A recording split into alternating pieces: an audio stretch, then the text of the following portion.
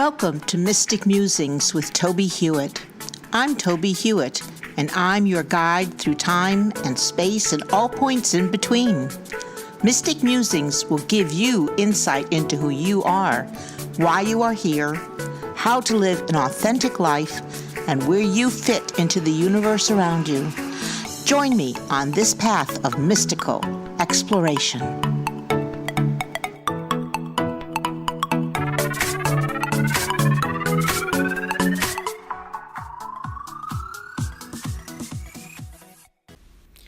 Welcome to episode 12 of Mystic Musings with Tobie Hewitt. This week, we will discuss the interdependent nature of trees as we continue our mystic journey. For anyone wondering if we will ever get back to practical magical aspects of our mystical journey, such as the use of crystals or making grids, I assure you there are many topics we have planned to share with you.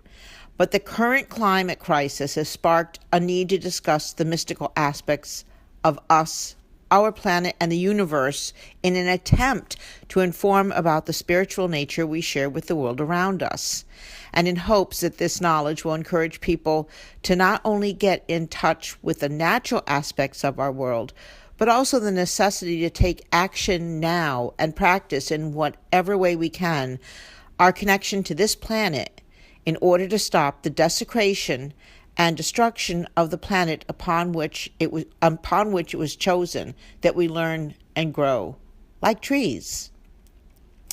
Trees in a forest enjoy a symbiotic relationship. There have been scientists who've gone out into the forest and have discovered that the trees are interrelating with each other, and not just by waving their leaves at each other, but also and their branches, but also underground there is a web of root structures through which the trees seem to communicate.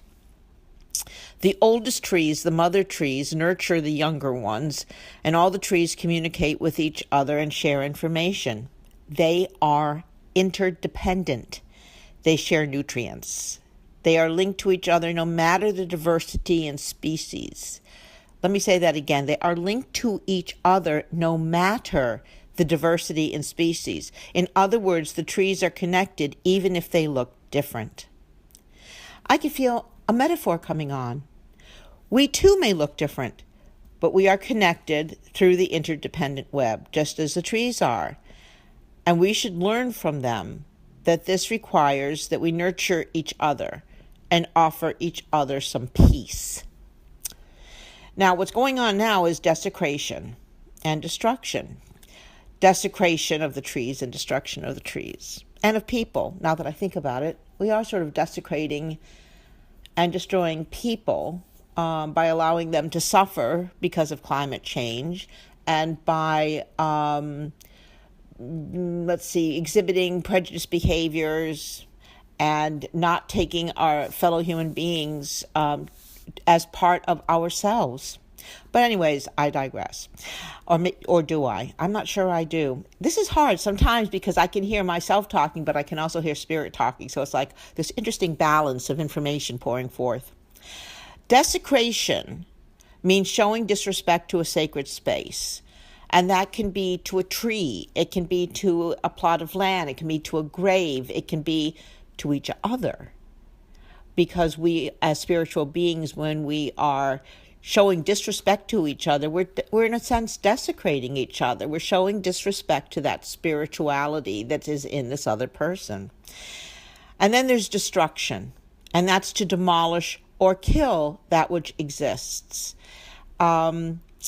This also pertains to us. When we allow other people to suffer from hurricanes without any relief, or when we allow people to be brutalized without standing up for them, then we are allowing them to essentially be destroyed.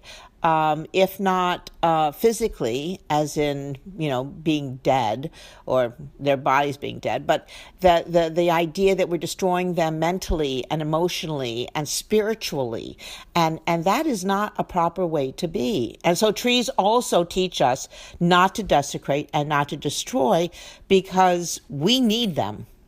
When we cease to honor and protect trees, we not only harm them, we harm ourselves. When we do deforestation across large swaths of land, we are hurting ourselves.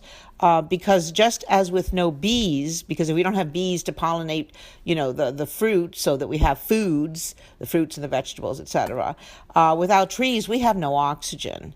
And that is a real basic thing that we need from trees, in addition to all the other aspects that I will be getting into now. Trees not only link together in the forest, and they take care of each other. And if a tree is sick in a forest, the other trees will send nutrients to that tree. They've done tests. I'm not making this up. They also link earth to sky. And we say in the mystical world, as above, so below. And that things that are above in the spirit plane reflect to those that are on the mundane or earth plane, and vice versa. They link the past, the trees, link the past with the now.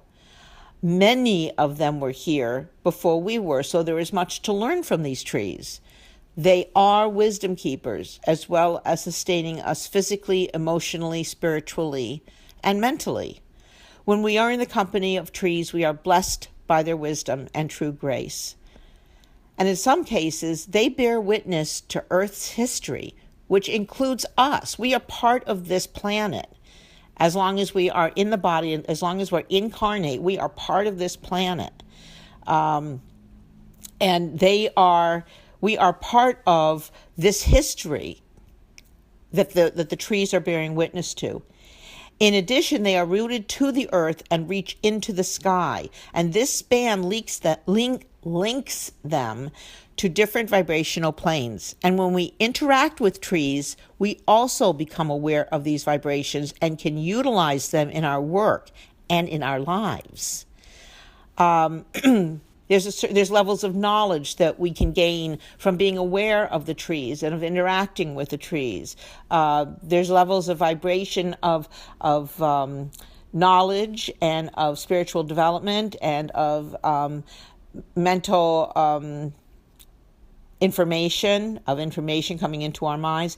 There's a lot of different levels that we can utilize, that we can be aware of when we interact with trees. Trees nurture us with oxygen, shade, fruit, but they do help us spiritually.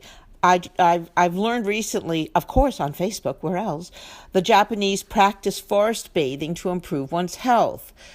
People go out into the forests and soak in the vibrations of trees to experience a rejuvenating peace and feeling of centeredness. When we spend time in the company of trees, our physical, mental, emotional, and spiritual health is nurtured by their presence. While the tree has been used as a symbol in many ways by many peoples, its intrinsic existence and its use as a metaphor for the people on the planet now is a primary aspect of this episode.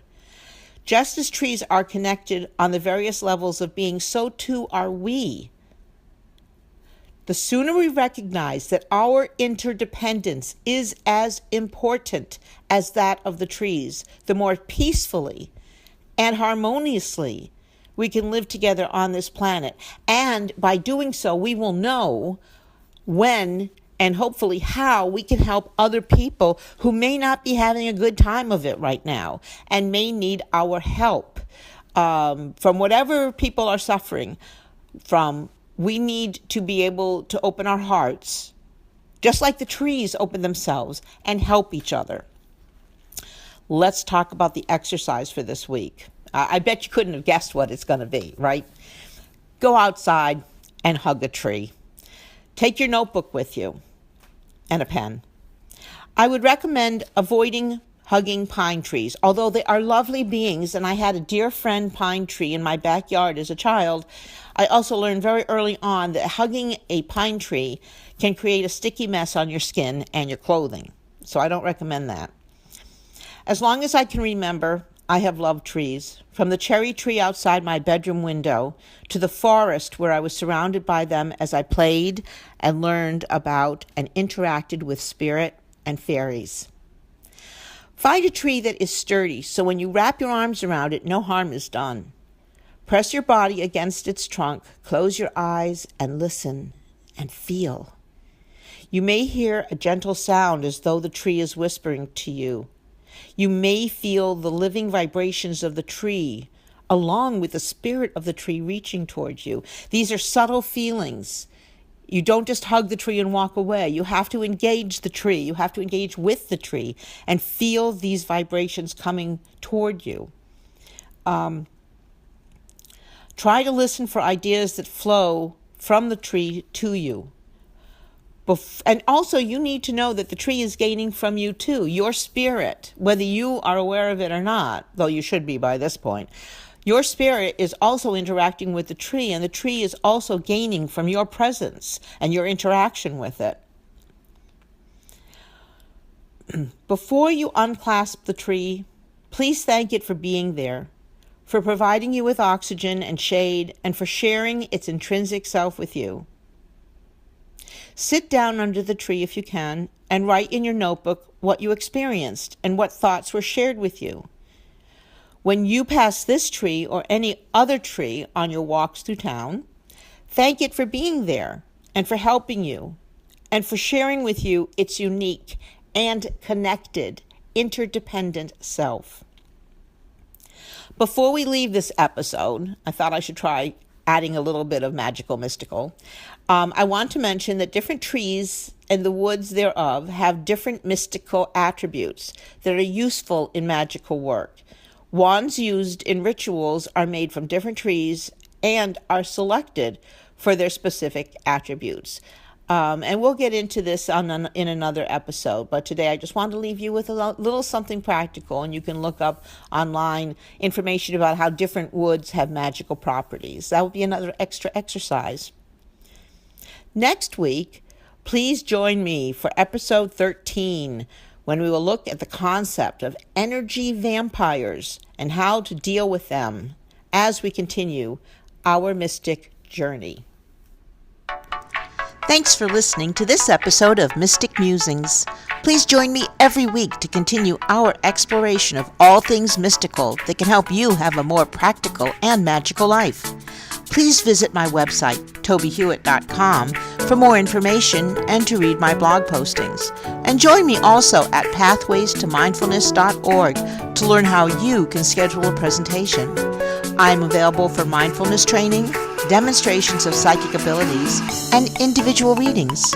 I also have a number of books on mystical topics on Amazon.com.